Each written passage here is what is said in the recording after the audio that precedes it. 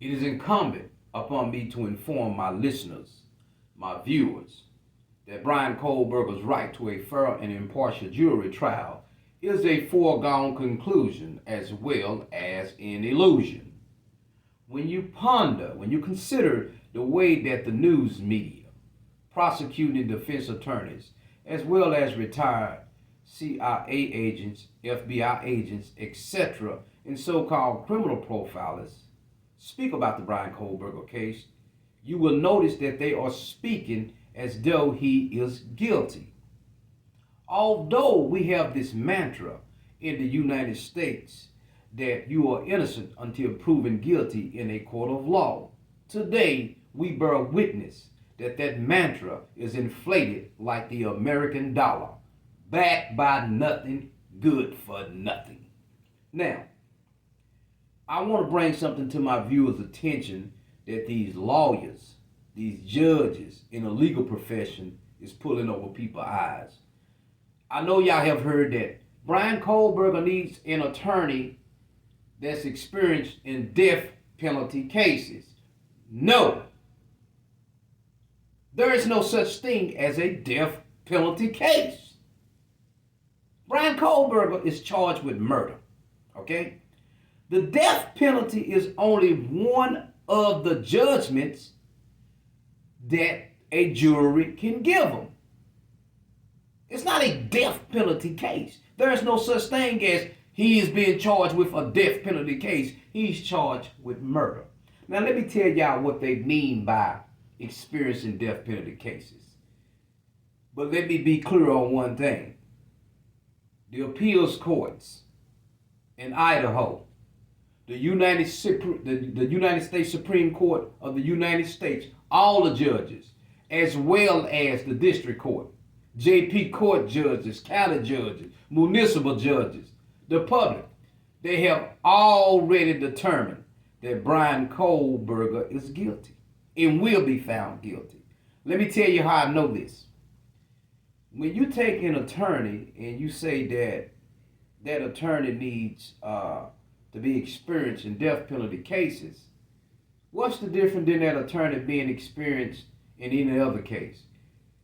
See, what they are hiding from the public is that most court-appointed attorneys never really truly try a case. They always look for a plea bargain because they're not paid enough money to really try and defend somebody. So Brian Kolberger does not need a special attorney, because if you go to school, if you go to jurisprudence school for 4 years and you simply got your JD doctorate degree, the only problem is that will prevent you from representing somebody in any particular criminal case is your lack of continuing study. Okay, I have never been to law school, but I know how to represent myself in any criminal charge in any criminal court, district court, county court, appeals court, etc., etc. It's all about education. Okay, plain and simple.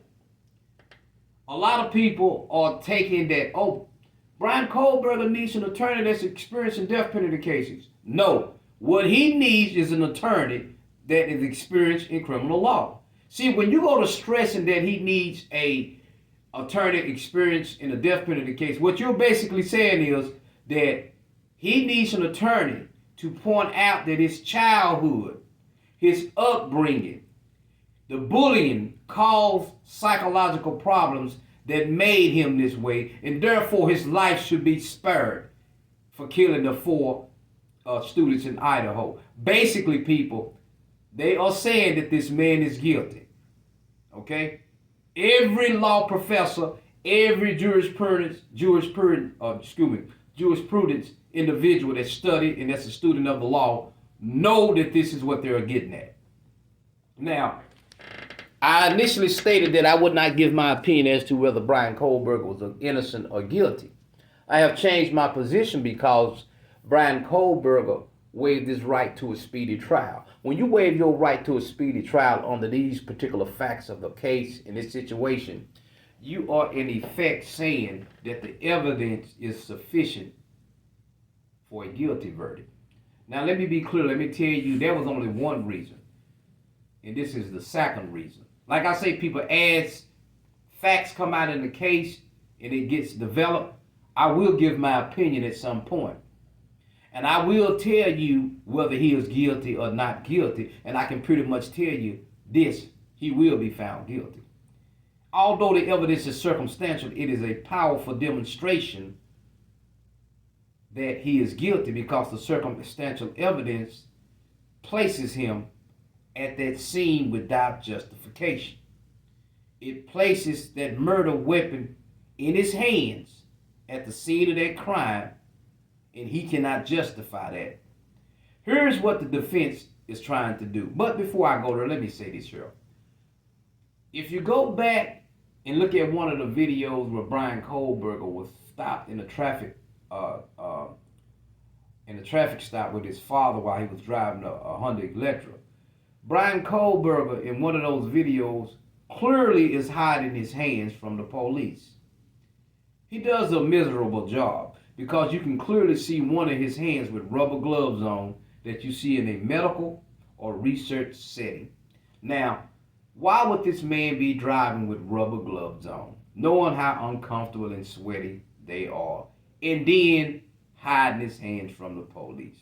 When I saw that video, coupled with the fact that his DNA was found on the sheathing of the knife at the home, I say today that I am of the opinion the circumstantial evidence strongly points that Brian Kolberger is the murderer. Now, like I said, people, every judge, every lawyer, defense, they can pretend they know he guilty. Even without a trial, without hearing the evidence, they know he guilty. The whole thing right now with the Brian Kolberger case is just a show. I can't even fathom what the defense attorney for Brian Kolberger would try to, what type of defense they would put on, because it would be pretty much farcical, okay? Now, it appears that the prosecutor who represents the state is saying that DM is an eyewitness. No, DM is not an eyewitness.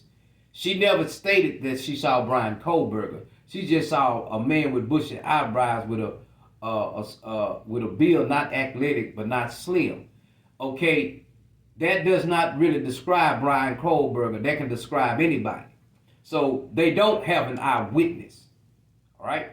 Now, but what they have is the fact that his DNA is at the scene of that crime on that knife sheathing. That's enough, people. That's enough. But let me tell you what circumstantial evidence is. It means it's not evidence of the fact at issue, meaning is he the murderer? It is only inference of a fact which can prove more than likely he is the killer. Let me give you an example. If I come into your home, I knock on the door and you let me in and you got a bill folder on the console. Only me and you are in your home.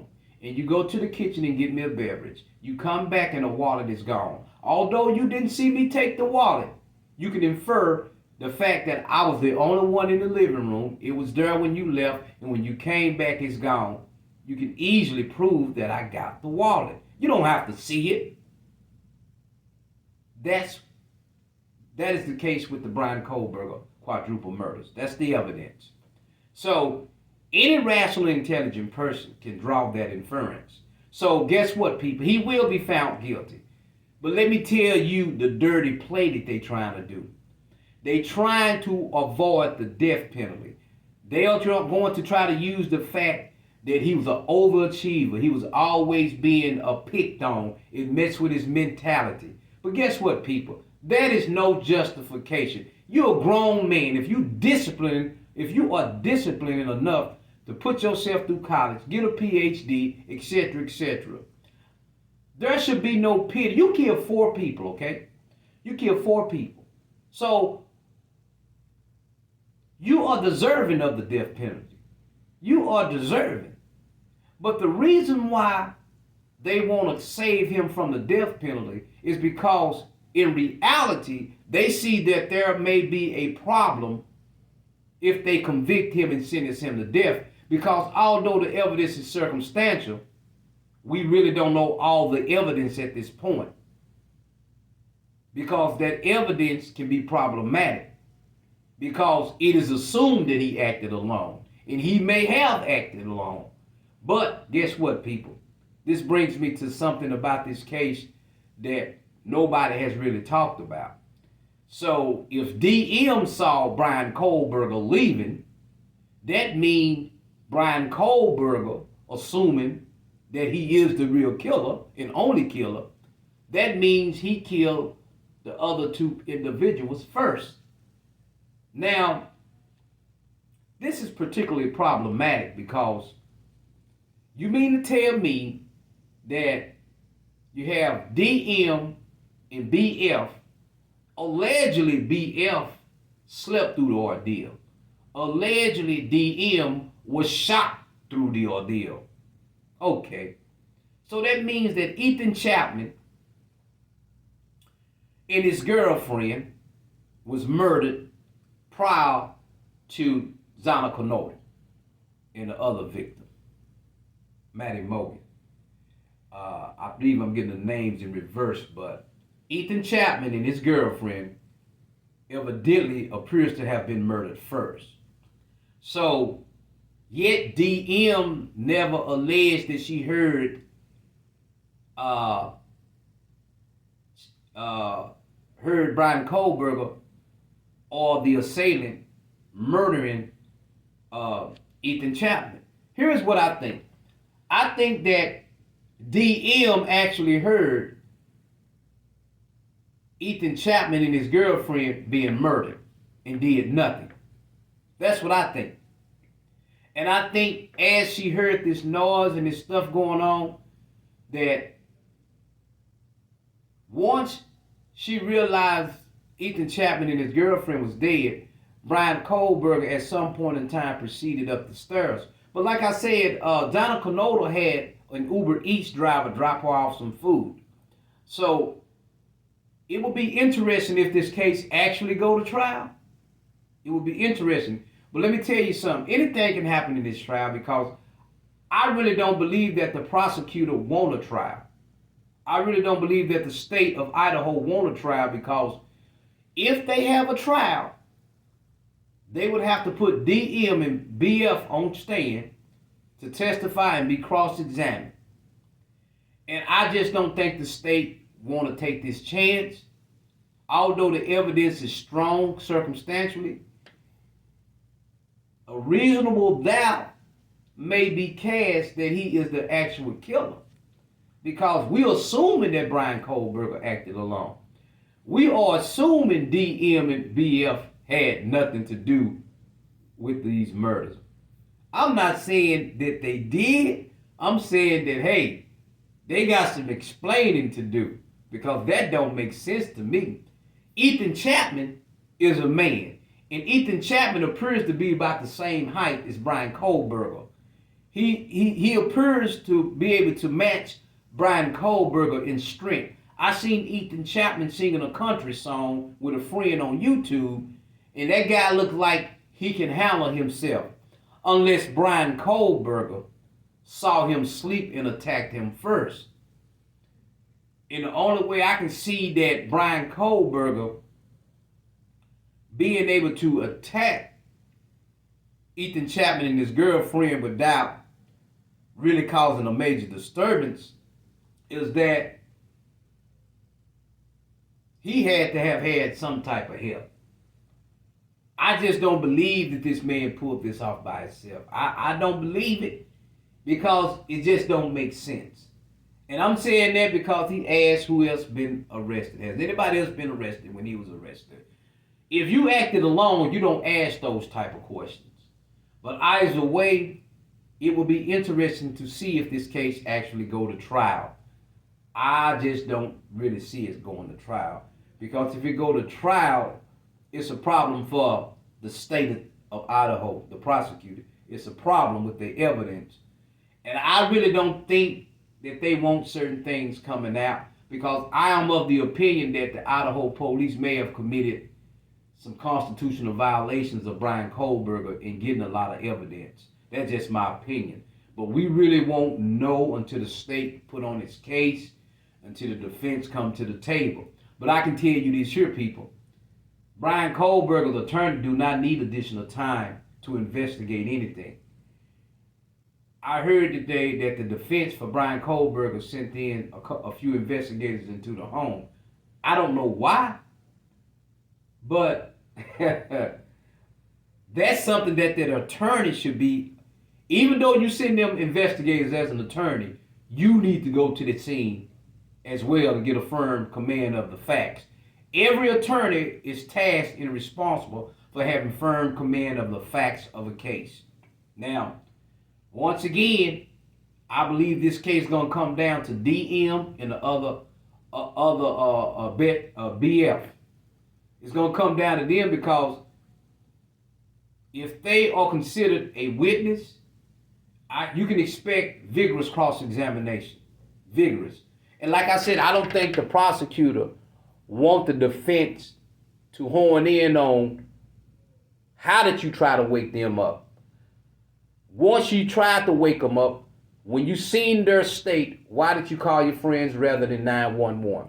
And then, if you really look at it, if the defense is really thinking,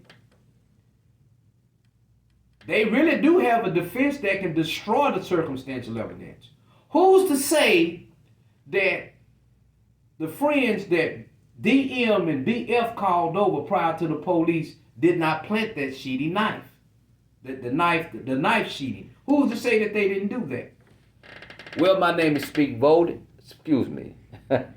I'm kind of tired today. My name is Speak Van Holen. Good evening to all my subscribers, and if you like, subscribe and share.